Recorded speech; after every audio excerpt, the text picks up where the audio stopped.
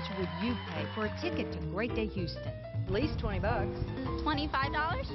$8.50. Well, tickets are free. Free! I'm definitely going. Email greatdayhouston@khou.com to save your seat today.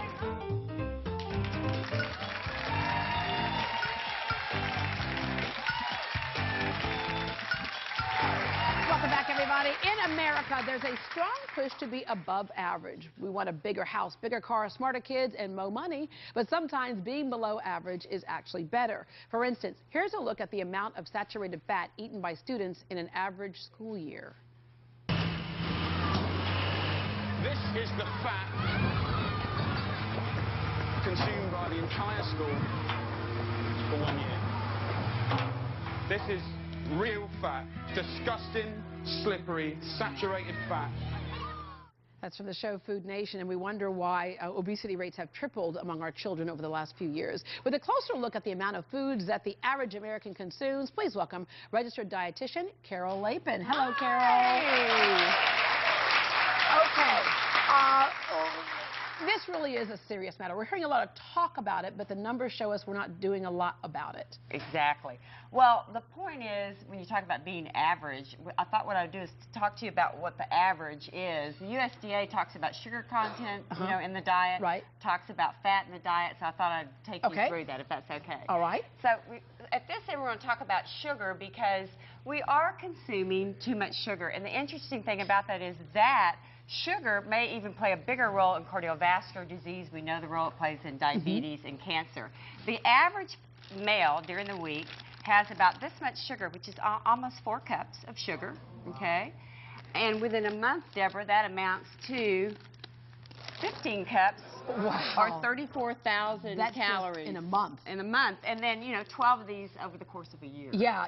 And then let me just say, as a registered dietitian, you understand the whole thing. There's pure sugar. Yes. And then there are the carbs that turn to sugar in our bodies. Right. A lot of times people underestimate that. They say, I'm having a piece of bread with no sugar on it. Right. But well, also, really what the USDA is talking about, and you're right, when you digest and absorb into the bloodstream, that's what it looks like.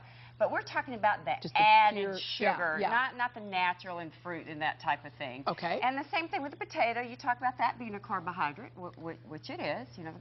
And in its beautiful form, natural form, it has fiber and it's loaded. It has some vitamin C and potassium in it.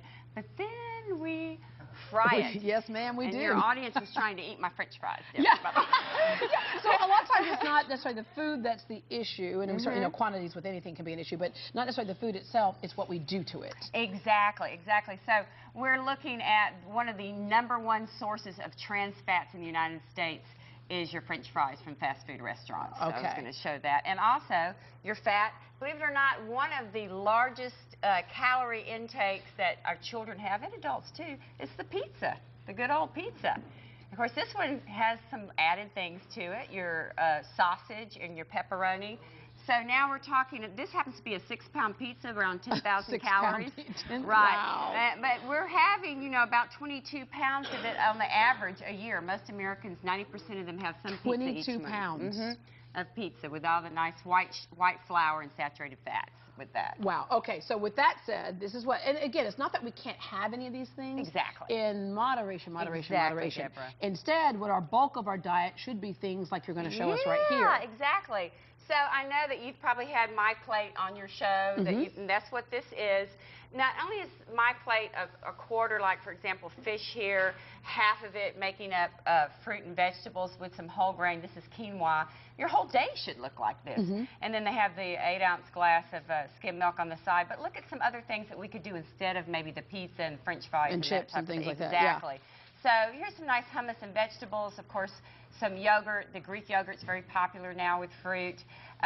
Nuts are a great source of protein. I like these type of everyday wonderful nuts because I think you and I have talked about this before. It has the shell, so you won't overconsume in it. Right. And the other thing, too, is that your body recognizes what these foods are. We put so much other stuff that your body doesn't. When you have to read the labels, exactly. Then the longer it gets sometimes, it's like really, versus going, the label on this is an apple. That's This wonderful. is it. Right, so. And I threw in these I love these from H-E-B. They actually pop them at the store. Yeah. And it's a great source for snacking, and you can use that gives you the crisp. Yeah, I like the crisp. Psychologically, yeah, that's good for folks. All right. Well, thank you very much for showing us how we're above average and how we should change that.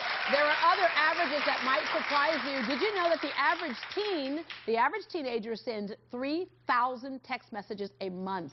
That's about 100 every day. Rice University's Kinder Institute studies trends in the region with a look at some other averages. Please welcome Anthony Motachnik. Hello there, Anthony. Nice to be here. Okay, so there's all kinds of other things that you all study. First of all, tell me about the Institute and why you study these things. Sure. The Kinder Institute is a signature series at Rice University. It was founded by two renowned sociologists. Our mission is to conduct scientific research, sponsor educational programs, and also engage in public outreach, which informs communities about important urban issues, as well as health issues. One of them being, for example, that the average American gets less than 7 hours of sleep. What about here in Houston? Well, I think Houston follows the national trend. Our studies have found, for example, that Americans and Houstonians are getting less sleep, and I'm certainly one candidate with that. You have a new baby. I have a new baby, yeah. And so we are, but it's also, this is Harper, Ashley, but it's also a trend that we're finding in Houston. The anxieties that we have been studying have also driving this sleep deprivation that's so prevalent around Houston and the country. The average American watches 35 hours of TV each week. Then the other thing is average American commutes 46 minutes round trip. There are a lot of people who always say, yeah, we need mass transit, better mass transit, faster mass transit, but you also found that in Houston we like our cars. That's right. 80% of Houstonians love to drive to work, and in fact we buck the trend. Houston actually travels more and commutes more to work than around the country.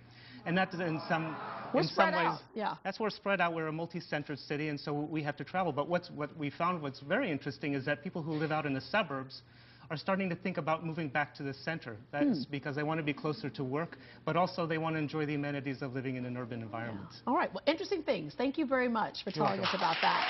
By the way, I want to let you know that we're donating this food to the Houston Food Bank. For more about the research being done at the Kinder Institute, go to our website, greatdayhouston.com. And thank you very much, Carol Lapin.